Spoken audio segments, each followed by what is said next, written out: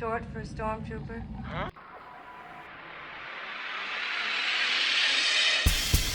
What's up, my friends? It is Stormy, of course, and welcome back to another very special episode of the Imperial Cantina. So guys, as promised, I'm going to be doing my surprise Q&A today because, of course, we are celebrating 40 years of Star Wars today. That's right, May 25th, Star Wars birthday. And guys, let's just take a minute here to kind of reflect on this. 4 decades of Star Wars. I mean, you're talking about 3 generations here. Parents who grew up with the original trilogy then took their children to go see the re-releases maybe in 1907, or the children who just grew up with the original trilogy, and now their children are taking their grandchildren to go see Star Wars. 3 generations, 4 decades. It is absolutely incredible. It's just amazing. Like the community that it's built, not just the movie itself, but the community that it builds. Channels like this, which are here to continue to share the love and spread the love of Star Wars, build community, build family. And it's also because of you guys that are asking me questions today that I'm able to have that platform in the first place, to be able to sit here on the soapbox and to be able to speak and to express my opinion about Star Wars. And then, of course, and I get you guys asking me questions. I feel so privileged that even though it's just a handful of people, that you guys want to know my opinions about things. You guys have questions to ask me. I feel so blessed and so privileged to be here, to be talking Star Wars, something I'm so passionate about and that I love sharing with people because, as I've said so many times before, Star Wars is one of the only things left on this planet that actively promotes family and community and just love in general. What Star Wars created, aside from the movies, is a very, very beautiful thing. And here today we are celebrating 40 years of having that in our lives. Of course, it's not 40 years for everybody on Earth, but I know I spent a part of my life for a good 20 years, and that's a very, very long time. It's something that's so ingrained in my existence, something I'm so much a part of, something I'm so passionate about. I want to put passion into every day. And I'm just excited, of course, to be here on the 40th anniversary of Star Wars and answering questions from you guys, continuing to love Star Wars and to talk about Star Wars, continuing the community and the discussion and everything. But that's enough ranting from me. Of course, you guys know me. I'm going to be here ranting forever about Star Wars.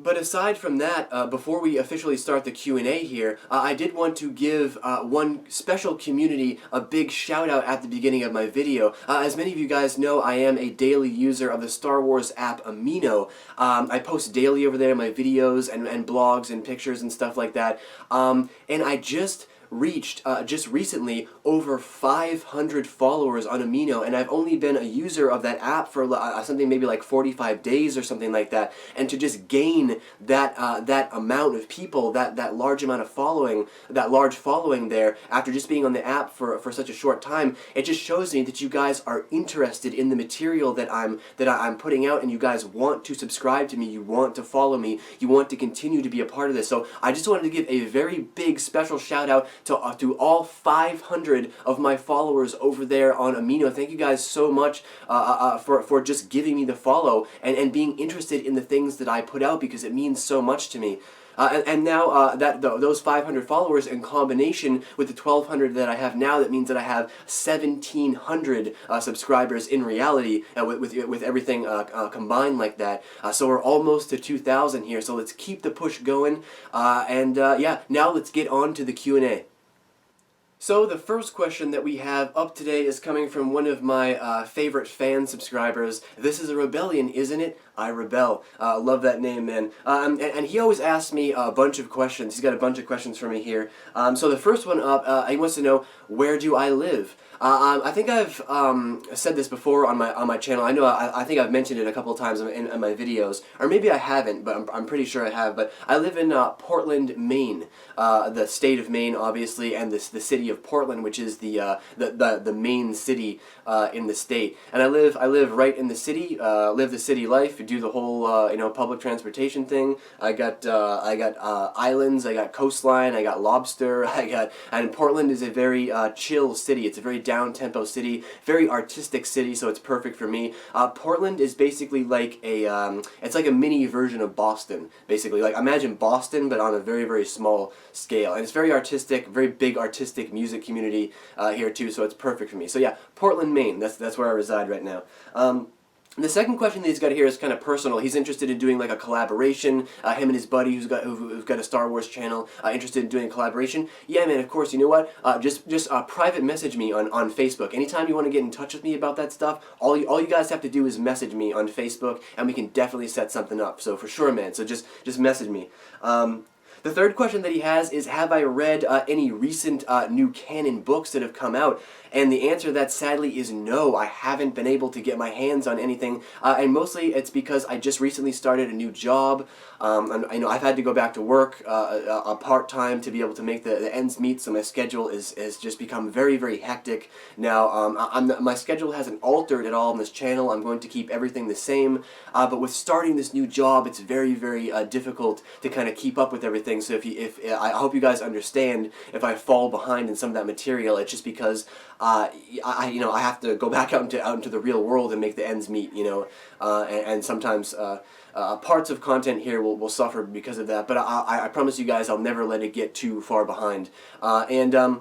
I'm very interested in reading the Thrawn book. The Thrawn book I will be picking up very soon. Regardless of whether I have time or not, I need to get my hands on that book. I'm also very interested in the Captain Phasma book that's supposed to be coming out in either August or September. I believe it's September, by Delilah Dawson. I'm picking up that book as well. Very interested to know how Captain Phasma came to be the person that she is today. And of course, Thrawn. I've been hearing rave reviews about the Thrawn book, that it's so fascinatingly good. I know Star Wars Newsnet.com was calling it the new standard for sci-fi and fantasy writing, and that's a big statement to make, so I definitely got to check out that. And so Thrawn will be coming up next. That's next on my list. Fourth question, he wanted to know if I could give him a shout out because he's had a channel on YouTube for a while, but just recently he started to put content up on YouTube. And listen, guys, yes, absolutely. I can give you a shout out. I can give you a subscription. That's no problem. I've mentioned this before.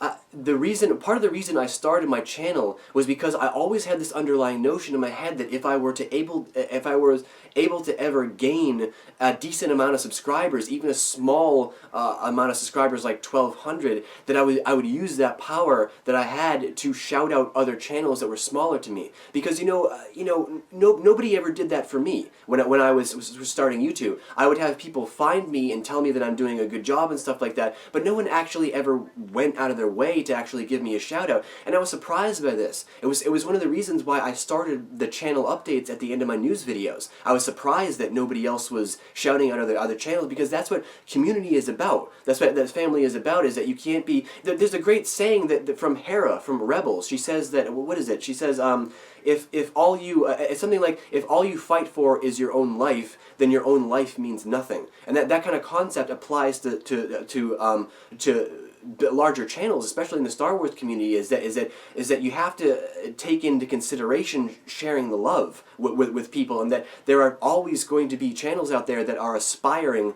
to get to the top, just like I am. I'm still trying to get there myself right now. But along the way, there's always someone else out there that is smaller than you, that is struggling harder to get a start. And I wanted to make it a point to shout out other channels and to make sure that I was finding other channels that were smaller than me, because everybody deserves their start on YouTube. Everybody deserves a kickstart. Everybody deserves a shout out every now and then. So yeah, of course I can give you a shout out, I can give you a subscription. It's all about, collabs and stuff like that. It's all about sharing the love of Star Wars and promoting the community. That's the most important thing that we can do as Star Wars channels, I believe. Now, his fifth question is something more movie-related. He wants to know if I thought that there was a romance going on between Cassian and Jyn, because there's a lot of dynamics at play there between the relationship of Cassian and Jyn, and I could definitely see it going that direction. And once again, I'm very interested to see how much of that deleted content was actually taken out, how much of Rogue One was actually altered, because there might just have been a romance blossoming there between Jyn and Cassian, definitely, but of course we know how the end of the film went down. So I think that if they had written in that ending of the film before anything else happened, they might have cut out some of the love story that was going on between them. So yeah, a great question there. I think that there definitely was the opportunity, the open door there to do a romance, but we all know how the movie ended up, and unfortunately that didn't happen. Now, the next question that we've got here is a really great question. It's coming from my good buddy Bo Kavar. Bo is my online theory sharer. We talk on Facebook all the time, and I just wanted to give a quick shout out to Bo here for all of the help that he's given me over all this time. Bo is my go-to guy for discussing heavy theory, especially about the expanded universe. You know, there's a couple guys out there that follow me. Jedi Master Daniel 96 is another one, who are like my go-to guys for expanded universe knowledge and stuff like that, because I am not as well versed in the EU as some of these guys out there. And when I'm discussing heavy theory, especially stuff like Snoke and stuff like that, I got to go to guys like Daniel and to Bo to discuss these very heavy theory topics, so that I can make sure that I've got everything right on my end to give you guys the best material and the best theories that you guys could ever come across, basically. So a big shout out to Bo. I just want to take a second aside to give Bo a big shout out. Thank you so much, man, for all of your continued support, and thank you for sharing your theories with me. I really treasure your support because it really drives my theories, especially for the Snoke videos, man. Huge help. Big shout out to Bo. Now, the first question that he asks here is great. He wants to know my opinion on whether I think that Benicio del Toro is going to turn out to be a villain or a hero in this movie. Okay, well, I mean, what do we know about Benicio del Toro right now? We know that he's we saw that recent picture of him that you guys have seen on my channel, backing up the early reports that we heard about him being dirty and grimy. They said he's greasy and dirty. You know, he's got the long black trench coat, overcoat. I think he's got like a little beanie that he wears. And I believe, if I remember correctly from news stories, that he was supposed to be rescued from prison. So I don't remember if it was Finn and Rose, or if it was Poe, but somebody's supposed to be rescuing from prison, breaking him out of prison.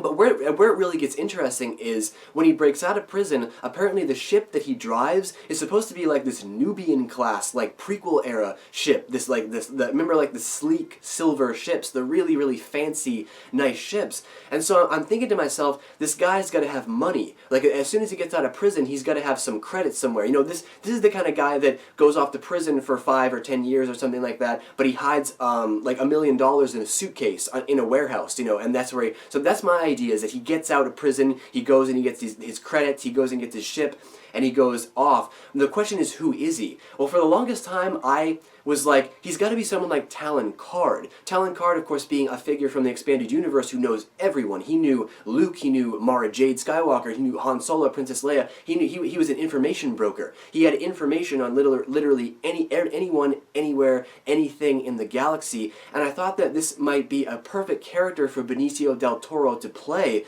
because you're bringing back all of this connection. He connects all of these characters together, so it would be perfect to bring him back in the story. So, in terms of him being good or evil, I can't say. It's way too early for us because we don't know anything about his character. If you were to ask me right now, Benicio del Toro usually plays bad characters. He usually plays evil characters.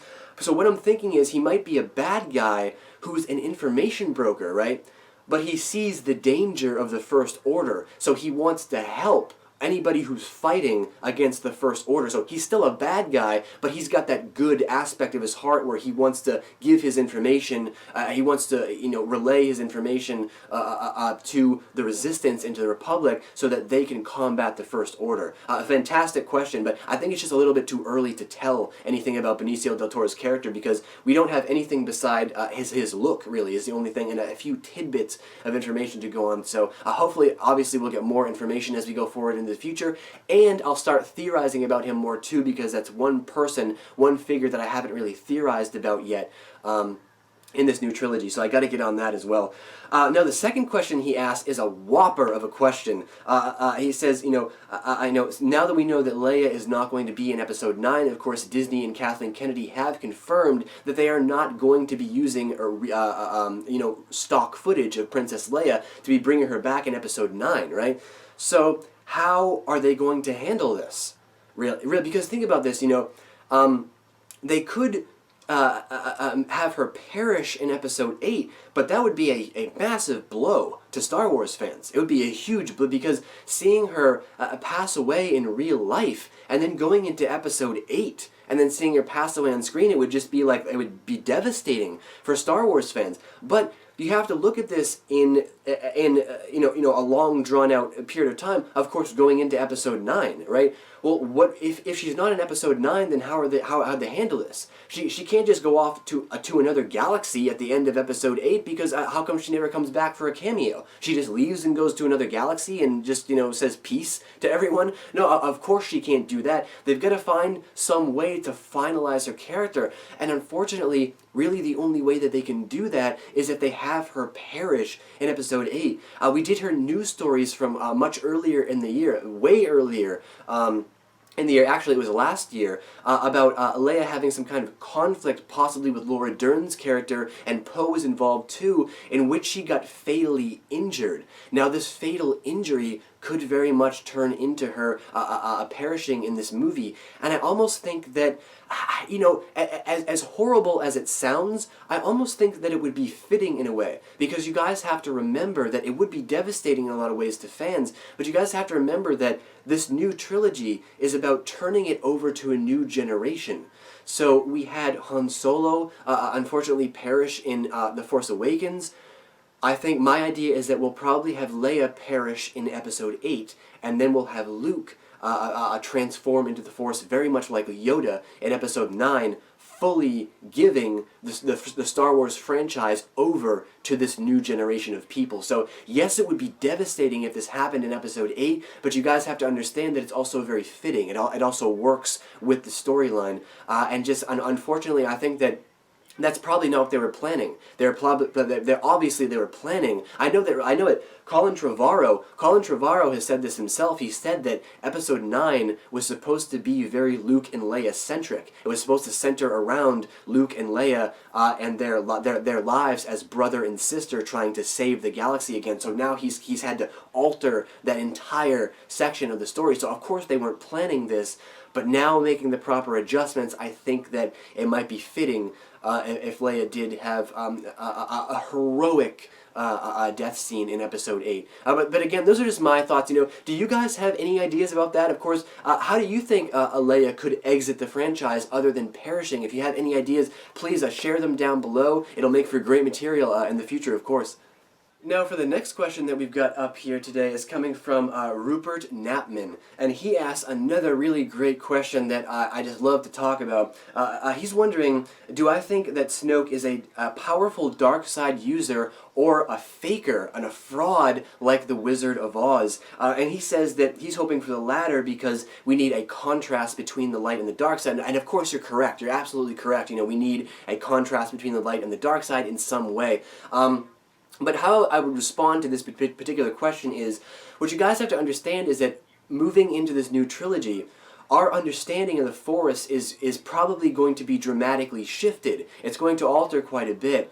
Pablo Hidalgo, he's even said this himself a couple times, that Snoke and the Knights of Ren, they're from a new school of the dark side. This is a brand new thought process of the dark side. Is Snoke a dark side user? Yes, but it's not in the traditional sense that like Palpatine and Vader. It's going to be very, very different. Remember that the Force on the light side and on the dark side has evolved over 30 years. The Empire is not there anymore. Now we have the First Order. Now this is Snoke. These are new leaders. And I don't want to get too much into this because I actually have a Snoke theory video coming up tomorrow discussing an object called the Myrrh Talisman, which was an object that literally gave people who were not Force sensitive the ability to use the Force.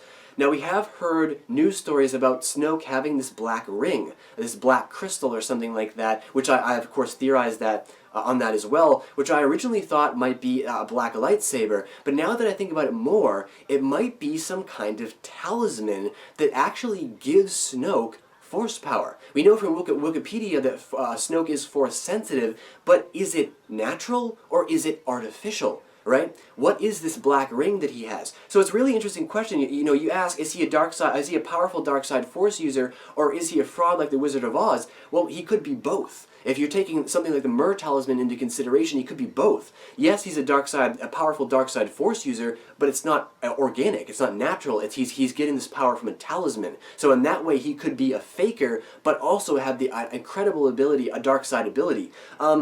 My thoughts on Snoke right now. Snoke is a very ancient being. I think that I would not be surprised at all if he was thousands of years old. He's a very, very ancient being. I don't think that he is Emperor Vitiate himself, who of course was the former emperor before Palpatine, but I think that he could be the former emperor. Like I said, not Vitiate himself, but I think that Snoke could be the former emperor before Palpatine, the guy who ruled for thousands of years before Palpatine did. And of course we're talking about stuff like transferring your life into another body, Force consciousness, Force transference, all that kind of stuff, deep, deep mythology to be discussed here with Snoke. So yes, I think he's a powerful dark side Force user, but it's going to be different than what we've seen before. It's a new school of the dark side, this brand new mythology to understand when it comes to Snoke. So, but fantastic question, absolutely fantastic question. Now for the next question, this is coming from Andrew Randall, and he asked me, if they were to finally do a Ben Kenobi movie, what elements would I want to see? What kind of dynamics would I want to see play out in the movie? And personally, he would like to see Ben protect the Lara's homestead, maybe from like the Hutt gang, the whole like moisture farm warfare and stuff like that. Yeah, excellent. Definitely great thoughts there. I love the whole Hutt idea. You gotta have the Hutts in there. Me personally, though, if you're talking about what I would love to see in the Ben Kenobi movie, Asherad Het, man, that's what I'd like to see in the Obi-Wan Kenobi movie. If you guys don't know, somebody actually left this comment in my last Q&A. How they were talking about how they'd like to see Asherad Het. If you guys don't know who Asherad Het is Darth Krayt, the famous Darth Krayt, the one who created the Rule of One. Brief backstory on Asherad Het: he was the son of a powerful Jedi Master and his wife, who lived among the Tusken Raiders in Tatooine. His father was killed. He went off to go train as a Jedi, was one of the only Jedi to survive the Great Jedi Purge, came back to Tatooine and started forming like a little army there to wage war, vengeance against the new Galactic Empire. But it was during that time he had a conflict with Obi-Wan Kenobi, and that's when he was exiled from Tatooine. And during his exile, he came across the Sith homeworld of Korriban, and that's where he became a Sith Lord. So if you want an enemy to introduce into the Obi-Wan Kenobi movie, there is no better enemy than Asherad Het. That's the guy you want, because, I mean, look at what they just did. Look at this huge, and I might be in the minority here with you guys, but I think it was a huge mistake to kill Maul in Rebels. And I've actually got a video coming up about this next week. I've got a video coming up about this.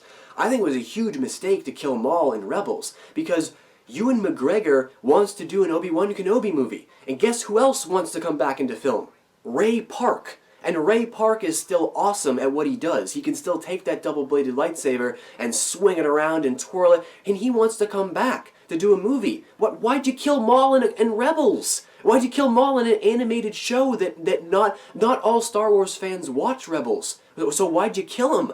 Everybody watches the movies. Everybody goes to the movies. You know what I'm saying? I think it was a huge mistake to end him, because Maul could have been... You could have had Maul and Asherad Het in the Obi-Wan Kenobi movie. A whole bunch of stuff for Obi-Wan Kenobi to do. And maybe they're gonna bring Maul back again. I don't know. Maybe he's gonna come back. I don't see how. There's just Obi-Wan Kenobi pretty much cut him in half.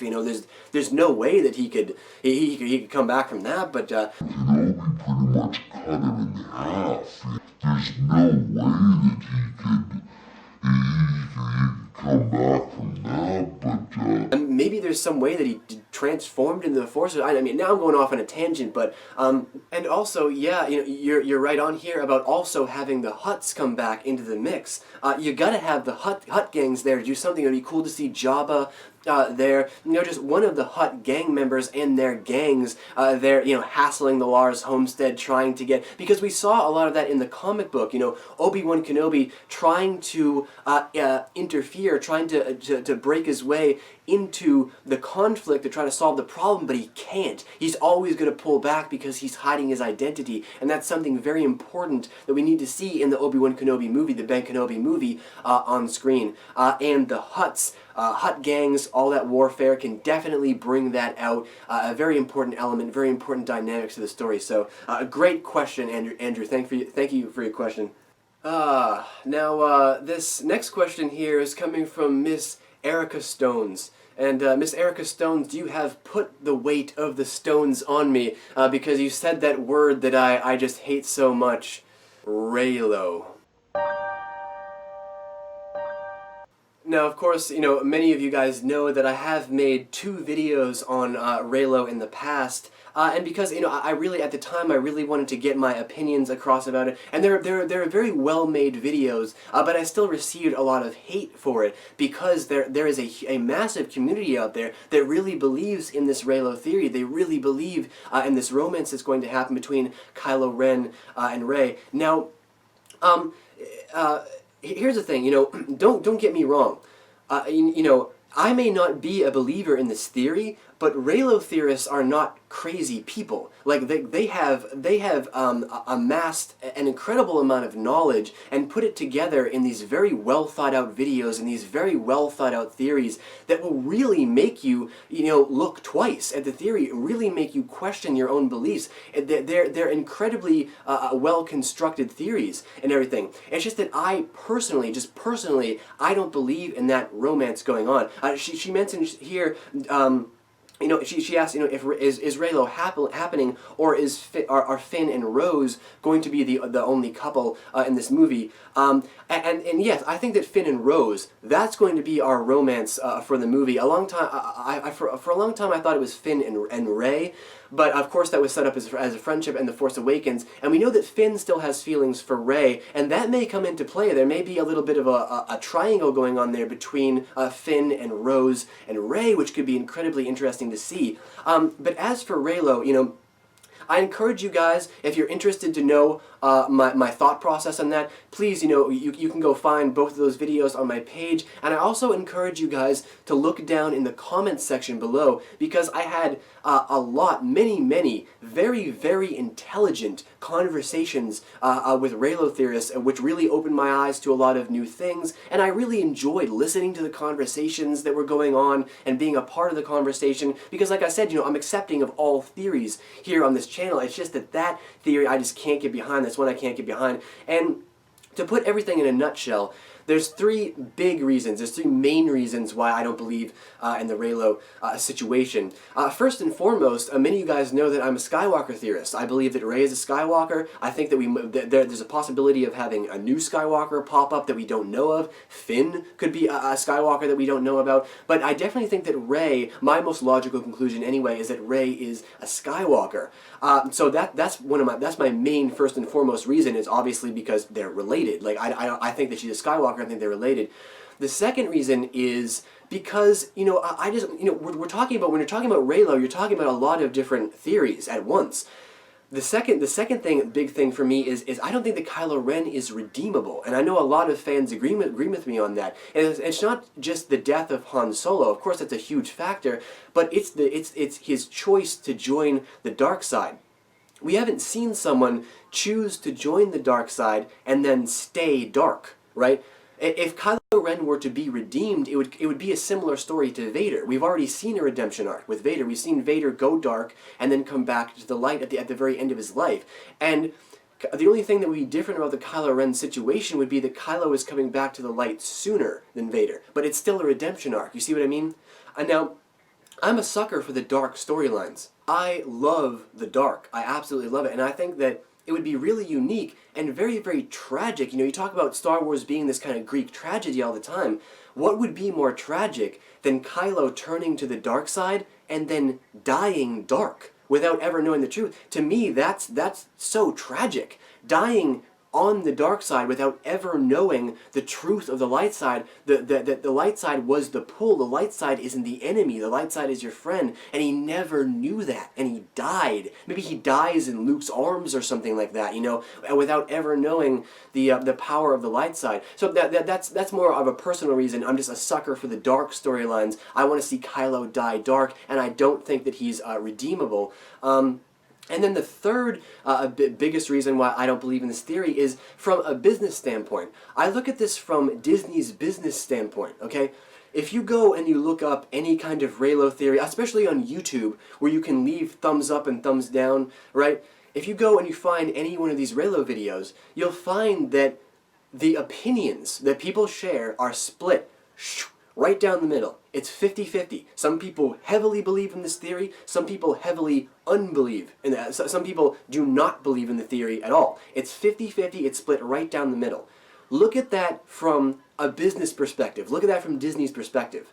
Why would they ever risk putting a sour taste in half of their fans? That is way too big of a risk for Disney to take. Some people are totally on board with this Reylo idea, but you guys have to remember that as many people are on board with the idea, there's an equal amount that is not on board with the idea. There's an equal amount that would be very, very put off by that storyline. And that's from a pure business standpoint. I don't think that Disney has the gall really to do something that daring in the story, because you risk just souring too many of your fans. You're not going to do that. Disney just started the Star Wars trilogy again. They're not going to chase people away with something as dramatic as that. And yes, it is dramatic. To some people it may not be, but to majority of Star Wars fans it's a pretty dramatic shift that would be coming in Episode 8. And aside from that, you mentioned here, are there going to be two love stories going on simultaneously in Episode 8? Absolutely not. I think absolutely not. Because has romance always been a part of Star Wars? Yes, romance has always been a part of Star Wars. But the prequels was where we got our heaviest love story, because that's what Vader's backstory called for. It called for that heavy love story between Padme. In this new trilogy, I think we're going to have a very Han and Leia style romance. That means a very light romance. That there's going to be emotion there, but it's going to be sprinkled in the story. It's going to be cohesive with the story and flow with the story. It's not going to be show-stopping. And you're also talking about, think about the amount of mythology that we still have to discuss in Episode 8 pertaining to the dark side, pertaining to Snoke, the First Order, Luke's mystery, Rey mystery, Finn's mystery, Poe's mystery, Leia's mystery, the New Republic mystery, Resistance mystery, right? We didn't get any answers in The Force Awakens. We're waiting for all of these answers to be sprawled out ahead of us in Episode 8. And now on top of that, you want to cram 2 love stories? No way. Like, there's no way that, and again, this isn't me speaking bad about it. This isn't me speaking bad about the idea. I'm looking at this from a story writing standpoint. It's too much information to cram into Episode 8 with all of this other information that, and especially with characters that we have yet to be introduced to yet. Storylines, situations that we have yet to see yet. There's still so much that we haven't seen, and to cram 2 love stories in there, I think would be too distracting. It would be way too much information for people to handle. But like I said, Erica, thank you so much for the question. I appreciate you bringing up even controversial theories, because I love, just like this, I love to discuss my points about the theories, and who knows, maybe I'll make another video discussing both sides of the argument about Reylo in the future. Who knows? So, but Erica, thank you for your very controversial question. I appreciate it. And for our very last question up today, yeah, I only got 6 questions in total today, although there were a couple of multiple questions in there, and I can tell that my video is running a bit long, so apparently I did fill up enough space here. But yeah, I only got a handful of questions. It was a surprise Q&A, I guess, but I'd like to see some more questions from you guys in the future. If you guys could spread the word about my Q&As maybe and stuff like that, because I'd like to answer more questions from as many people as I can to keep the discussion going. The next question we have here is from Force Channel. If you guys don't know Force Channel, he just recently started up his Star Wars channel as well. He does HD video clips and some reviews and stuff like that. So if you want to subscribe to his channel as well, Force Channel, please do that as well. You can find that obviously in my subscriptions. And he asked the very important question of how did I get started on YouTube? Now I did answer this question before in a previous Q&A, but obviously there's always new people that come on that are interested in learning how I started my YouTube channel, because it actually inspires a lot of people to start their own channels, which is amazing. Yeah, I started my YouTube career right after The Force Awakens. I started this channel on January 8th of 2016, right after The Force Awakens came out. And it was The Force Awakens that I guess you could say triggered me into starting my YouTube channel. Because when I came out of The Force Awakens, I was actually in a very small minority of people that did not care for the movie. I came out of The Force Awakens kind of disappointed in what I just saw, and it was only upon my second and third viewing of the film, when I really warmed up to it, I let my preconceived notions go, and I just kind of accepted the movie for what it was, and I was able to really enjoy it. But nonetheless, after I came out of The Force Awakens that night, I came onto YouTube, and everyone was just sugarcoating the movie. I mean, you had to actually go out of your way to search for videos that were giving any kind of honest reviews of The Force Awakens. All I could find were these reviews that were just raving about, A+, 100%, 99%, A+, and I kept thinking to myself, like, these guys aren't giving honest reviews. Like, these guys are sugarcoating. These guys are sugarcoating stuff, obviously. I remember that it just really bothered me. Like, it just really bothered me, because it was like I had this light bulb moment. I like to call it my light bulb moment, where it wasn't, I just didn't want to talk about The Force Awakens. I wanted to talk about Star Wars, and it just clicked in my head. I was like, wait a minute. Why don't I just start my own channel? Why, I have an HD camera. I can get studio lights, and I have video editing software and stuff like that. Why don't I start my own channel? Like, I have stuff to say about Star Wars, so I did that. I took my little digital camera. A lot of people say that when I film on my digital camera, it looks like I'm filming in the 90s, and I'm a 90s kid, so I take that as like a huge, compliment, even though it's not a compliment, obviously.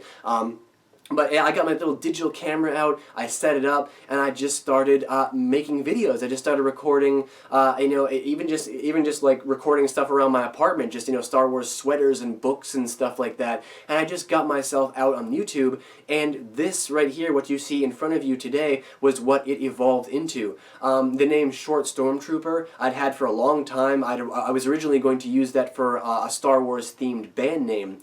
And I guess I do still use the name. It's like my DJ name. I use that for promoting all of the new music that I come out with today is Short Stormtrooper. So I took that name and I applied it to my channel, and I decided that I was going to do up-to-date news and theory, and also updating people on what other channels were doing. Shouting out other channels and continuing to build the community. And it has been an absolute blast ever since I've been on YouTube. I mean, I'm not going to lie to you. I'm not going to sit here and sugarcoat things for you guys. It has been hard. I had my hardships on YouTube, definitely. It's been hard trying to gain traction and trying to gain subscribers in a world, in a community that promotes so much clickbait, videos. It's hard to try to get by. But with your support and with videos like this and Q&As and stuff like this is how, and you guys sharing the videos, of course, this is how we continue to build the family of Star Wars. And I'm just so proud of this channel. I'm proud of myself. I'm proud of you guys for all the support that you give. And I'm proud of Star Wars in general for creating this amazing community that all of us love so much. And getting to continue to share it on a daily basis with just, you guys are the best fan base in the world. I couldn't ask for more engaging, enthusiastic fans that just love Star Wars as much as I do and are ready to ask questions and share their theories, and which creates more material for me to make more videos. I mean, it's just a huge symbiotic relationship, It's like the Naboo and the Gungan relationship, going on this channel, and that's what I love about it. So of course, I can tell I'm up about like 45 minutes here on my recording time. I've rambled on way too long, much longer than 6 questions should have taken me. God, can you guys imagine how it's going to be when I get 20 questions to answer? It's going to be like a 2-hour long video. Again, thank you guys for all of your questions, and continue to keep them coming. Like I said, I'm going to be having Q&As for every 1,000 subs that I get, so you guys will be able to ask questions on every 1,000 subs. So please, keep sharing these videos, keep liking these videos, keep letting your friends know about the one and only original short Stormtrooper. Let them know about me, so they can come here and they can continue along with you to continue to grow this channel, so that I can become a larger part of the Star Wars community. But thank you guys once again for all of your questions. I appreciate every single question, every single inch of every single question that you guys ask me, because it gives me this soapbox to share with you guys all of my thoughts and opinions and my theories. And you guys are what create this channel. So thank you guys so much. Hopefully you guys will get out today and celebrate 40 years of Star Wars in your own way. I know I got the celebration going here as a celebration stream going here all day. I'm going to be probably getting some beer tonight, sitting down, doing some drinking, doing some eating, hanging out, watching the live stream, watching some Star Wars movies, celebrating Star Wars 40th birthday today. So make sure you guys go out, celebrate in your own way. May the Force be with you guys, and I will see you for the next video. As always, until next we meet, stay in that galaxy far, far away.